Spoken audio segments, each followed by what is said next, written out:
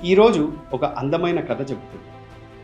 ఒక ఊరిలో రాజన్న అని ఒక తోట యజమాని ఉండేవాడు. ఆయనకి 1000 చెట్లున్న మామిడి తోట ఉండేది. తన దగ్గర ఇద్దరు తోటమాలీలు ఉండేవారు, బాహుబలి, బల్లాలదేవ. ఒకరోజు రాజన్న తోటలోకి వెళ్ళి బాహుబలిని, బల్లాలదేవని పిలిచి ఇలా చెప్పాడు: బాహుబలి, బల్లాలదేవ, నేను ఒక 6 నెలలు ఊరిలో ఉండట్లేదు.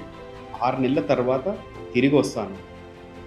మీకు ఒక 2 చెట్లు అప్పచెప్తున్నాను. బాహుబలికో చెట్టు, బల్లాలదేవకో చెట్టు.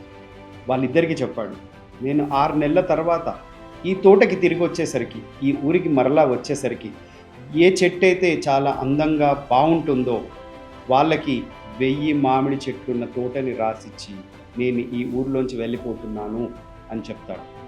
అలా చెప్పి మరుసటి రోజు రాజన్న ఊరు వదిలి వెళ్ళిపోయాడు.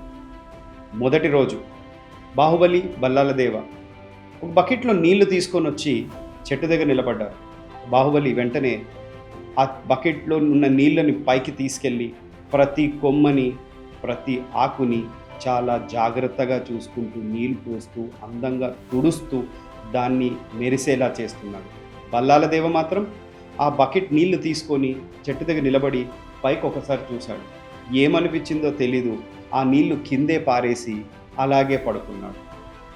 సాయంకాలం వరకు అలాగే సేద తీర్చుకుంటున్నాడు. బాహుబలి మాత్రం పైనున్న ప్రతి కొమ్మ, చెట్టు, ఆకు, మొద్దు అన్నీ బాగా తుడుస్తూ చాలా జాగ్రత్తగా చూసుకుంటున్నాడు.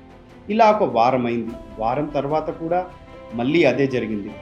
బాహుబలి, బల్లాలదేవ నీళ్ళతో రావడం, బాహుబలి మాత్రం చాలా జాగ్రత్తగా ప్రతి ఆకుని, కొమ్మని చూసుకోవడం, బల్లాలదేవ అక్కడ చెట్టు మొదల్లోనే ఆ నీళ్లు పోసేసి పడుకోవడం.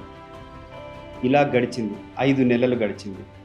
ఒక నెల రోజులు ఉండగా, అంటే 6వ నెల, మరో నెల రోజుల్లో 30 రోజుల్లో రాజన్న తిరిగి వస్తాడు అనగా బల్లాలదేవకి ఏమనిపించిందో తెలీదు.